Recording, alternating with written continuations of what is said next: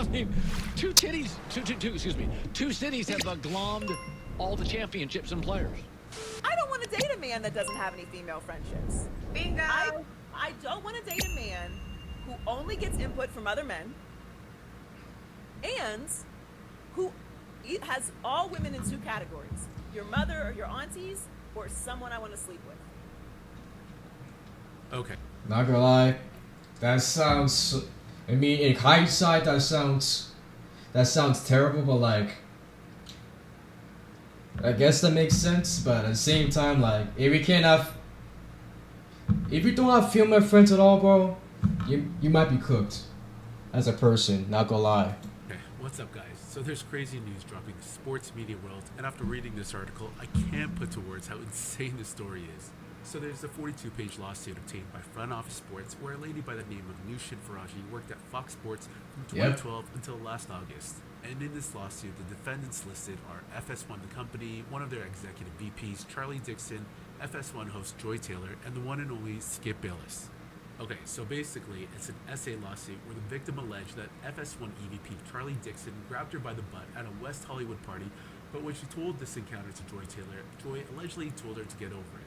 Next, the lawsuit mentions Skip Bayless, and I'm just going to read this part of the article where she claimed that Skip gave her, quote, lingering hugs and kisses on the cheek while putting his body against hers and pressing against her breast. Okay, I didn't know about that part. Oh shit. Yeah, I saw videos about this, but like I haven't actually read the full document yet. It's like, I think the video is like, we fix this shit.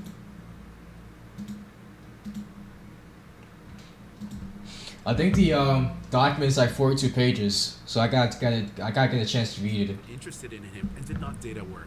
She also claims that she told Bayless she was suffering from ovarian cancer after developing issues with her left ovary in an effort to halt his advances. Okay, so there's a lot to unpack there, but again, this is all allegedly. But if true, this is pretty wild, and I'm not even done. It gets even more insane later with the part about Joy Taylor. I've timestamped everything, even the part where it gives detailed information about office hookups and all the diabolical stuff Joy Taylor was doing. It's crazy. Anyways, first off, I gotta say, I'm personally a bit hesitant believing these type of stories, especially the timing of it, but that's not to say this did or didn't happen. But we all know there's a ton of people out in the world looking for a big payday. It's going to be interesting to see if anyone else steps forward, because that would bring a lot more credibility to these allegations. Again, I'm not saying that she is not credible, but similarly to the Deshaun Watson case, I think the public was very wary about the allegations of SA until more lawsuits started flooding in the months later. That said, it's crazy to hear that this type of stuff was going on at FS1 if true. Anyways, I'm going to dig a little further into this article. Okay, so here she says that Skip, over the years, got more aggressive and allegedly offered Faraji $1.5 million to hook up with him. Yo, that's a crazy number. Yeah, that's crazy. Like 1.5 billion to have some punani. Nah, bro, he must be desperate, bro. And apparently he did this just to like get back at Shannon, bro. That's how you know he was jealous. During the time he was at Undisputed. 1.5 million? I'm gonna be honest, this is giving me a red flag with this number. She also said that Skip accused Faraji of sleeping with Shannon, and then approximately 1 week later, Mr. Bayless made another advance at Miss Faraji, and Miss Faraji responded, "Skip, stop, you have a wife." Mr. Bayless responded, "Aren't you Muslim? Doesn't your dad have 3 or 4 wives?" Okay, this story is getting wild. Wow. Man, I realize it's kind of crazy, bro. I don't think Skip would have said something like this, just seeing how he was with her social and racial issues. But then again, the last couple of years, he has seemed a bit more based. I mean, the man literally tweeted things not too long ago that people thought crossed the line when he went on Twitter after the DeMar Hamlin injury, and all that other crazy shit he said to his co-host Shannon Sharp on TV. I mean, I guess it's quite possible he could have said all this. Anyways, back to the article. So Miss Faraji responded that her father was dead, and when Mr. Bayless looked taken aback, she made an excuse to leave. Okay, so this next part is a bit interesting and can bring a lot more credibility to the story. It states that during her time at Fox, Faraji alleges that she made multiple complaints to HR and Employee Relations Department. That's actually pretty big, because then there's documentation from her employer, FS1, that she addressed this with her company.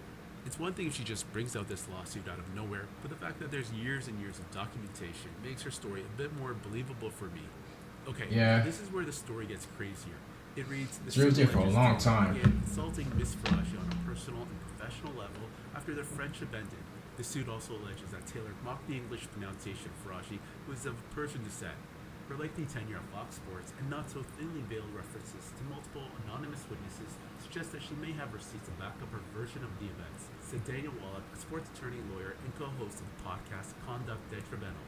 Just as importantly, she contemporaneously raised these issues with coworkers, which in the jurors' eyes could boost her credibility of these claims. Ms. Faraji brings forth this action because for over a decade at Fox, she was forced to endure misogynistic, racist, and ableistic workplace where executives and talents were allowed to physically and verbally abuse workers with impunity, the suit alleges.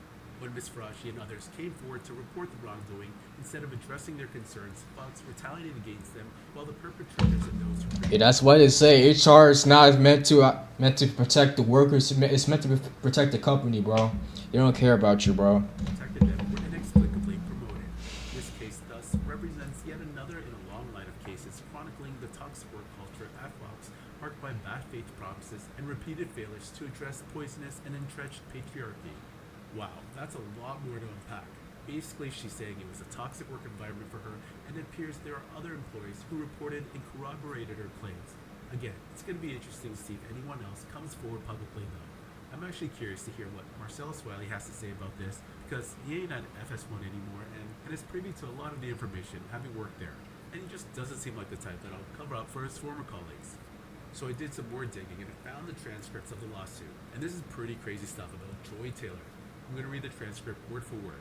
In approximately March 2016, Ms. Faraji met Ms. Taylor, an aspiring sports personality that had recently moved from Miami to Los Angeles for the opportunity of airtime at Fox. At the time, Ms. Taylor did not have a regular position, but would fill in on a day-to-day basis when talent was sick or otherwise missed time. Ms. Taylor told Ms. Faraji that she recently wed, but her husband remained in Miami and that she was lonely in Los Angeles. Ms. Taylor then befriended Ms. Faraji.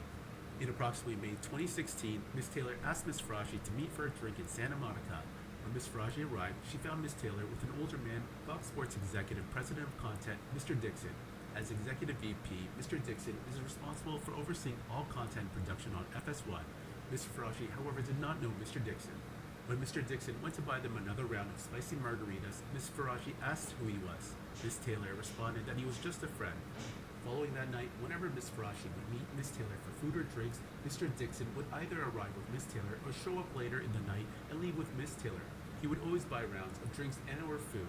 From their body language, Ms. Faraji suspected that the pair were sleeping with each other, and although this concerned Ms. Faraji as she knew Ms. Taylor was recently married, Ms. Faraji kept her opinions to herself. In approximately June 2016, while at work, Ms. Faraji noticed Mr. Dixon in the elevator. Surprised by the coincidence, Ms. Faraji told Ms. Taylor and told her excitedly, the guy who always buys her drinks was in the elevator. Ms. Taylor quickly silenced Ms. Faraji, explaining who he was. Ms. Faraji became alarmed and warned Ms. Taylor that such a relationship was unsafe.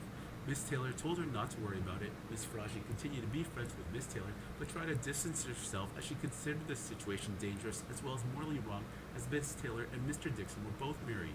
Oh yeah, I remember that. I remember seeing that. Damn, that shit is crazy stupid. And like, what I heard about her, bro, later on, hopefully it's gonna be in this video, is also fucking insane. And that's the thing that people keep glossing over. Like, people are more concerned about her sleeping way to the top than like actually like what she also would have done if these allegations are true. 2016, word spread amongst Fox employees about a new show that was going to be a big deal, as it would star Mr. Bayless and Shannon Sharp. It was known that Fox was looking for a woman with significant TV experience and also star. Therefore, it came as a surprise when Fox announced Ms. Taylor, who was a bartender and a radio host in Miami with very little TV experience, would be the moderator of the new show, a sports debate program, Skip and Shannon, Undisputed. Mr. Bayless later disclosed to Ms. Faraji that he did not want Ms. Taylor on the show, but Mr. Dixon was adamant that Ms. Taylor should star. At first, Mr. Dixon arranged a dinner between Mr. Bayless and Ms. Taylor, where she arrived in a provocative clothing and acted in a provocative manner. When that did not change Mr. Bayless's opinion, Ms. Taylor, Mr. Dixon asked him to prove her as a favorite to him. Reluctantly, Mr. Bayless agreed to do so as a favor to his friend. Around August 2016, Ms. Faraji attended a dinner with Ms. Taylor and her husband, and Mr. Dixon and his wife. During the dinner, Ms. Taylor's husband became suspicious that Ms. Taylor and Mr. Dixon were having a sexual relationship. Soon after the dinner, Ms. Taylor's husband found evidence of the inappropriate relationship and divorced Ms. Taylor. Okay, this shit is crazy. Actually, mean, like, at the same time, if you, I mean, like, this is the thing. Here's the thing, right? Like, I knew about, like, I didn't really watch Undisputed like that, but, like, I watched clips and, like, some episodes, but, like, I never really, like a fan of it, so, like, I only, like, I, like, vaguely knew, I, like, barely vaguely knew about, Joy Taylor, but, I knew about Shannon and Skip, though, for sure, but, yeah, it's, like, when I did research like before after seeing videos and seeing parts of the lawsuit, and like when you look at the timeline between when they were divorced, it adds up, bro. Comment section on Twitter is even wilder. Can't stop laughing at some of the stuff I'm seeing. This one tweet read, "This is how Joey Taylor was showing up to work every day. It's not competition for these female sports personalities. It's That girl, I know, she is bad. I mean, let's be honest, bro. Let's be honest. favors. He ain't capping, because I remember Joy Taylor always wearing those revealing dresses and tops. Anyway, it doesn't end there for Joy Taylor. Here's another excerpt from the lawsuit. In approximately February 2020, Miss Taylor asked Miss Frazier to meet her for lunch in Beverly Hills. When Miss Frazier arrived, she found Miss Taylor with a man named Roger. Miss Frazier did not know Mr. Ocho, but could tell that the two were romantically involved. A few months after meeting Mr. Ocho at the lunch, Miss Frazier noticed him in the hallway while at work. Miss Frazier later asked Miss Taylor if Mr. Ocho also worked at Fox. Miss Taylor confirmed and explained that she wanted Mr. Ocho to eventually recommend her on the show Speak for Yourself. Miss Frazier became alarmed and warned Miss Taylor that she should probably not sleep with Mr. Dixon and Mr. Ocho at the same time, as Mr. Dixon is a very powerful man that may become very angry. Miss Taylor told her not to worry about it. She explained that she was also now powerful, and once Mr. Dixon was no longer useful to her, she would follow through on her plan to tell the company that he forced himself on her. She would not allow herself to be forced out by Mr. Dixon like other women talent. That's all I was talking about, bro. It's just crazy.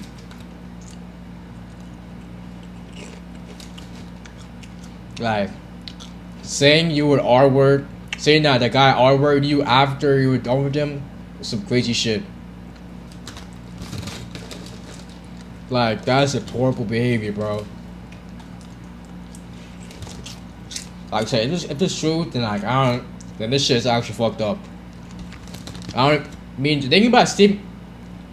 I obviously care to accept about the sleeping to the top thing, but like, come on, we already know how the life works, bro. Like a lot of people want to get pussy, people want dick. Like, let's be honest.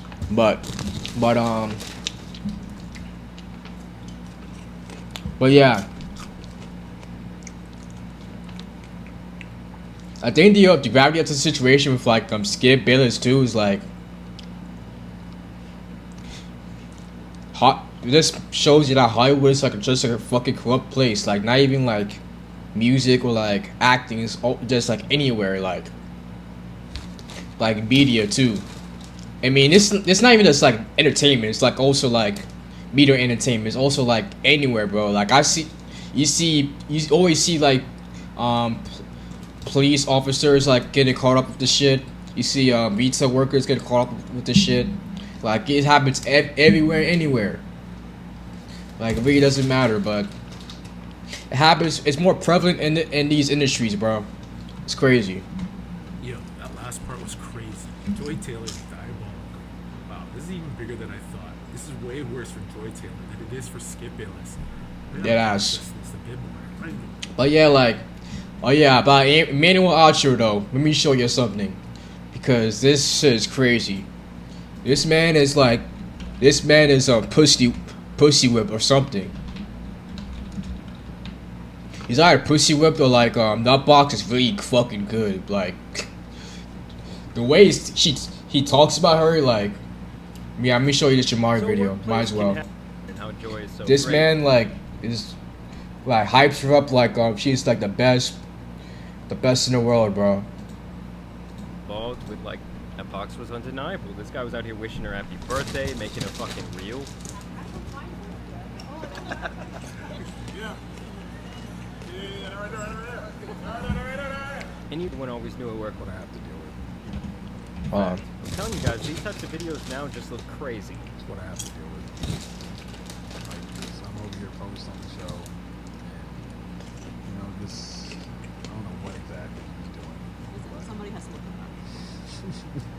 Slick, you see that shade she threw at you, bro? Because you wasn't talking to me. that. That was never. That guy said, I'm just trying to keep my job. Y'all keep me out of that nasty shit. But truly, in the sports industry, I do not know anyone that is more impressive in every way, shape, or form than the one and only Joy Taylor, ladies and gentlemen. This guy was in love, man. Yeah, I just wanted to show you that shit, bro. But yeah, that's it.